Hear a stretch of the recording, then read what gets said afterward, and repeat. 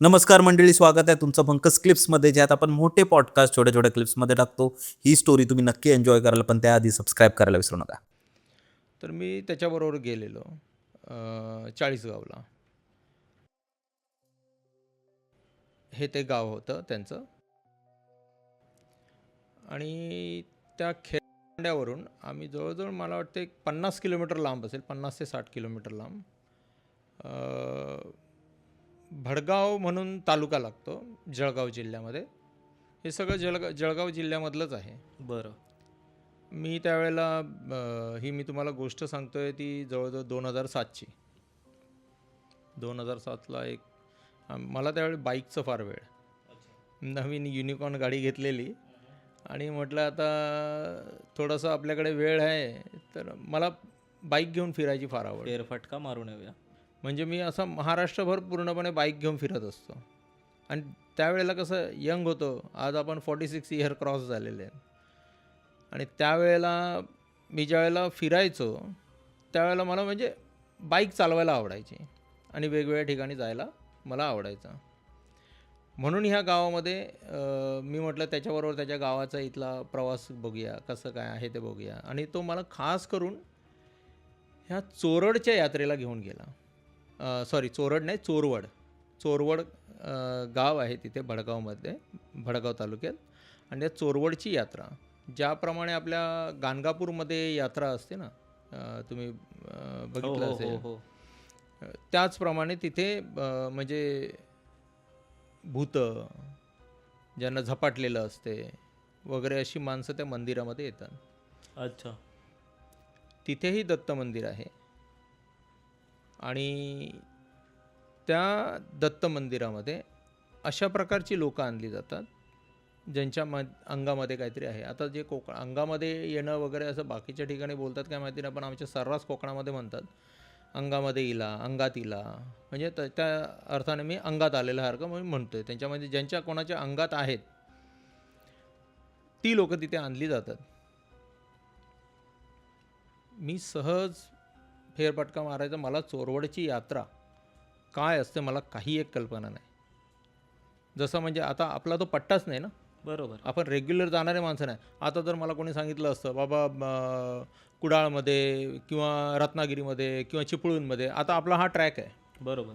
कोकणातला असल्यामुळे आपला तो ट्रॅक. आज जर आपल्याला कोणी सांगितलं अचानक अरे चिपळूणमध्ये ते अमुक अमुक ठिकाण, हां चिपळूणमध्ये अमुक अमुक ठिकाण. जळगाव हा पट्टाच आपल्यासाठी एकदम ऑड साईड झाला, नवीनच होतं पूर्णपणे. म्हणजे एक वेगळाच भाग झाला तो तिकडचा. तर ते चोरवडची यात्रा, माझे बंजारा समाजाचे ही जी आहेत ती माणसं सगळी बंजारा समाजाची आहे. आणि त्यांच्याबरोबर मी तिथे त्या चोरवडच्या यात्रेमध्ये त्यांची उपस्थिती जास्त असते.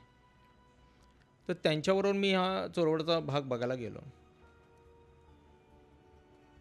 भाग बघायला जाताना जसं त्या कंपाऊंडमधून आतमध्ये असं पूर्ण मातीचा रस्ता, गाव आहे असं, तिथे प्युअर असे रस्ते वगैरे नव्हते. आता झालेत की नाही मला माहिती नाही, ही मी 2007ची गोष्ट सांगतोय. तर असं काही नव्हतं त्याच्यामध्ये, फक्त एक साधासा रस्ता होता कच्चा आणि तिथून जस्ट असं कंपाऊंड लागते, मातीचंच असं कंपाऊंड असेल, साधे काळे तरी दगड होते. आणि त्याच्यामधून आतमध्ये गेलो तर हा प्रकारच वेगळा. बघतो तर एक पार होता. पार म्हणजे तुम्हाला माहिती असेल जसं रिंगण. एक चौथरा असतो मोठा, तसा मोठा चौथरा होता. आणि त्याच्यावरती खांब होता बांधलेला, म्हणजे आतमध्ये खांब होता पुरलेला ते यात्रेमध्ये.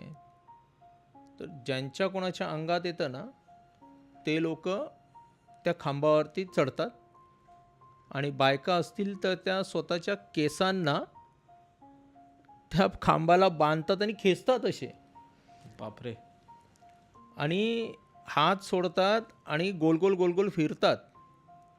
स्वतःचे केस लांब सोडतात, ते लांब केस त्या खांबाला बांधतात आणि त्या खांबाभोवती गोल गोल गोल गोल फिरतात. हा माझ्यासाठी प्रकार अतिशय नवीन. कारण की त्यावेळेला मी तिकडे त्या ह्याला पण गेलेलो नव्हतो. मी तर हल्ली गेलो गाणगापूर वगैरे. त्यावेळेला मला माहिती पडलं की अशा प्रकारच्या गोष्टी चालतात म्हणून. तर त्यावेळेला मला तो प्रकार नवीन होता फार. ते मी बघितलं आणि जस्ट मी म्हटलं अरे काय आहे हे. तर त्यावेळेला सुद्धा माझी एका ठिकाणी नजर गेली की हे काय आहे म्हणून, पण मी जास्त लक्ष नाही दिलं त्याच्याकडे आणि मी मंदिराच्या आतमध्ये गेलो दर्शन घ्यायचं म्हणून पुढे दत्त महाराजांचं ते गाभाऱ्यामध्ये दत्त महाराज आहेत. मग आम्ही त्या दिशेने असं सरळ चालतोय, मंदिरमध्ये एंट्री घेतली आणि त्या दरवाज्यातून आतमध्ये गेलो तर मंडप आहे, सभामंडप असते ना मंदिरांच्या गाभाऱ्यांच्या बाहेर. तर सभामंडपामधून चालताना जी लोक माझ्याबरोबर चालत होती ना, त्याच्यातली लोक जी अर्धी लोक अर्ध्या भागापर्यंत आले आणि लोक उलटी चालायला लागली, परत मागे गेले. परत मागे चालायला लागली ती. तर मला तो आमचा काळू म्हणजे सुरेश चव्हाण, तर आमचा तो काळू बोलला की दादा तू घाबरू नका, ज्यांच्या अंगात येतं ना ती माणसं त्या गाभाऱ्यापर्यंत पोहोचतच नाही. म्हणून ते माणसं मागे जात होते. हां, बरोबर. आणि माझ्यासाठी हा प्रकार अतिशय नवीन होता, मला काय माहितीच नाही याच्यामधला.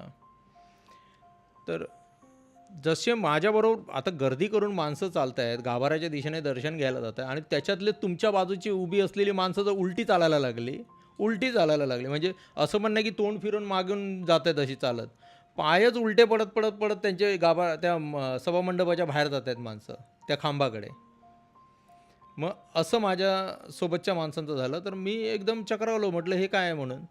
त्यावेळेला तो काळू मला बोलला की दादा घाबरू नको, हे असंच होते, ती माणसं गाभाऱ्यापर्यंत पोचू शकत नाहीत, त्यांच्या अंगामध्ये असते ते तिकडे जातात आणि मग नंतर तिथे राहतात, त्या खांबावरती फिरतात आणि मग नंतर हळूहळू त्यांच्या अंगातलं जाते, नाहीतर त्यावेळेला तात्पुरतं तरी सुटते कमीत कमी, असं मला त्याने सांगितलं.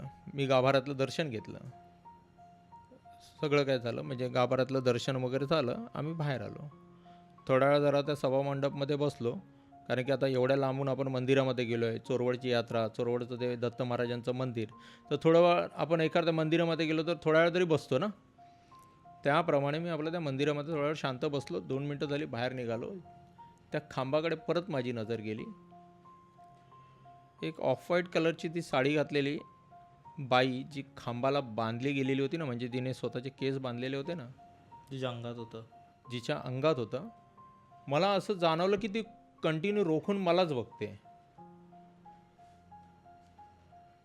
ज्या वेळेला ती मला बघते, मला त्यावेळेलाही जाणवलं, मी नुकता एंट्री घेतलेली त्याच्यामुळे मला एवढं काही जाणवलं, माझं लक्ष नाही गेलं, पण मला सारखं असं मला वाटत होतं की काहीतरी डिफरंट आहे, म्हणजे काहीतरी वेगळं होते इथे. मग नंतर ज्या वेळेला मी बाहेर गेलो, बघितलं तर ती बाई माझ्याकडे बघते. मी म्हटलं काळू हा काय प्रकार, तर तो बोलला दादा जास्त बघू नको, कारण की त्यांच्या आतमध्ये जे आहे ना ते तुझ्याकडे जास्त हे करते, ते थोडंसं डेंजरस आहे. तर माझं काय, मला असं म्हणजे ते नजरेने कसं माहिती आहे, असं आणि ते गावाला बघितले तुम्ही ती काळ्या तोंडाची माकडं वगैरे, ते असे दात कसे असे करतात असे, आणि त्या स्वरूपामध्ये ते दात वगैरे दाखवते. म्हणजे तिच्या आतमध्ये जी आत्मा होती ती तुमच्याकडे बघत होती.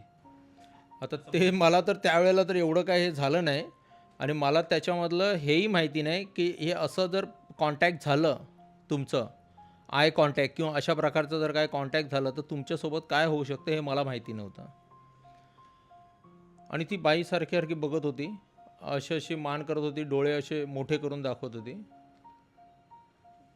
मी जास्त लक्ष नाही दिलं, परत ह्याने मला सांगितल्यामुळे मी आपलं बाहेर निघायला गेलो. तर मी बाहेर निघताना पण मी गेटकडे, आपल्याला थोडंसं वाटते ना की बाबा एवढ्या वेळ माणूस जर बघते ते आता तरी दुसरीकडे बघते आहे का, म्हणून त्या मंदिराच्या कंपाऊंडच्या बाहेर निघताना मी सहज अशी मान वळवली, तर मी निघतोय तिथे पण ती बाई बघते. आणि मग नंतर मग मी तिकडून निघालो, ह्यांच्या घरी गेलो. तिथे चोरवडमध्येच त्यांचं घर होतं, त्यांच्या पाहुण्यांचं. तर त्यांच्या पाहुण्यांच्या घरी आम्ही रात्री झोपायला थांबले. तिथे कसं असते, घरामध्ये म्हणजे साधी घरं असतात, एक वळई फक्त असते, एक किचन असतं, एक मागची पडवी असते आणि एक पुढची पडवी असते. आपल्याकडे तरी आता बेडरूम वगैरे अशा वेगळ्या रूम असं पद्धत आहे कोकणात, म्हणजे मध्ये वळई असते आणि 4 बाजूने तरी किमान रूम असतात. तसं काही नाही तिकडे मध्ये एक वळई, मागच्या भागात एक पडवीसारखं जिथे त्यांचं किचनसारखं असते, जेवण बनवतात ती रूम, आणि बाहेर एक पडवी, साधारण घर. आणि रात्री झोपतात ते लोक कुठे? अंगणामध्ये. बायका फक्त झोपतात त्यांच्या घरामध्ये, आणि जे हे पुरुष मंडळी आहे ती झोपतात अंगणामध्ये किंवा बाहेरची जी त्यांची रूम असते समजा अशी उघडीच, हो हो हो. त्याच्यावरती झोपतात. मी रात्री म्हटलं आता आपण कोणाच्या घरामध्ये आपल्याला कम्फर्टेबल वाटत नाही, त्यांच्याकडे ते लाकडाच्या त्या विणलेल्या असतात ना, ते काय ते म्हणतात, त्या आपल्याकडे कॉट असतात ना, त्या सुतळीने ते खाट त्या खाट, तर त्या खाटेवरती त्यांनी ते कांबळं विंबळं टाकलं, चादरी टाकल्या आणि मला झोपायला दिलं. रात्री मी झोपलो, कारण की मला वाटतं लवकरच तिकडे 9-9:30लाच लोक झोपतात. तर मी त्या खाटेवरती बाहेर झोपलो, कारण की ते कम्फर्टेबल दुसऱ्यांकडे गेला आणि आपली काही जास्त ओळख नाही, त्याचे पाहुणे होते ते. झोपलो, अंदाजे 2-2:30 वाजले असते, आणि एकदम काळोख, बाहेर लाईटी वगैरे काय नाही तिकडे, दूर दूर अशी घरं, आणि अंगणात आम्ही आपले झोपले. आणि तिकडून मागच्या साईडला मी जिथे झोपलेलो ना, त्या साईडने पुढे असं पूर्ण जंगल, अच्छा, पूर्ण रान. शेती, आणि तिकडचा मोकळा जंगली भाग, सगळा रान आहे अख्खं. आणि त्यांचे जे पाहुणे होते, तो काळू मला वाटते त्याची बहीण होती, त्याच्यामुळे तो आतमध्ये झोपला. ज्यांच्याकडे आम्ही गेलेलो त्याचे ते पाहुणे, त्यांची बहीण तिथे दिलेली, आणि त्याचे पाहुणे त्या साईडला झोपले, आणि मध्ये जवळजवळ 10 फुटाचा डिस्टन्स सोडून माझी कॉट इकडे लावलेली, मधला यायचा जायचा रस्ता मोकळा. आणि मी तिथे झोपलो असताना रात्री 2:30 वाजता मला अशी जाग आली की माझ्या बाजूला कोणतरी उभं आहे. मग तुम्ही बिलीव्ह नाही करणार, त्या अंधारामध्ये सुद्धा ना, माझा भ्रम असेल कदाचित किंवा काय असेल, पण भ्रम तर मी म्हणूच शकणार नाही,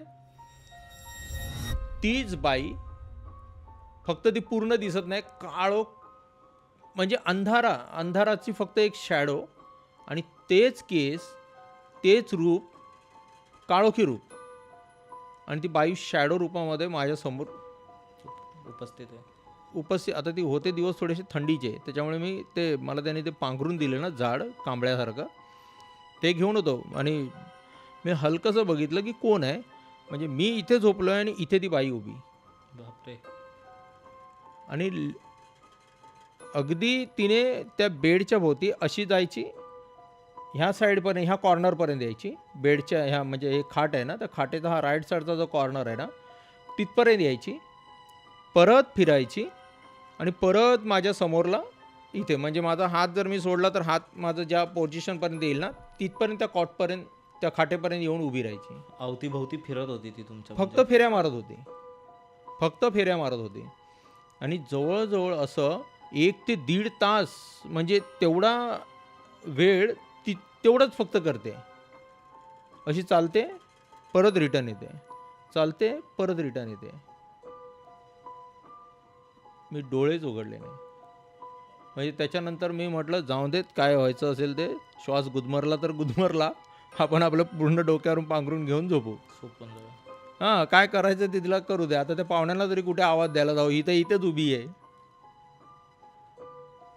म्हणून मी त्याच पोझिशनमध्ये राहिलो. सकाळ झाली, काळूला सांगितलं, बाबा चहा वगैरे राहू देत, आपण आपले जाऊ. मंडळी, जर तुम्हाला ही स्टोरी आवडली असेल तर डिस्क्रिप्शनमध्ये आम्ही पूर्ण एपिसोडची लिंक टाकलेली आहे, तो चेकआउट करायला विसरू नका. त्यात अशाच प्रकारच्या भरपूर स्टोरीज अवेलेबल आहेत, आणि सबस्क्राईब करायला विसरू नका.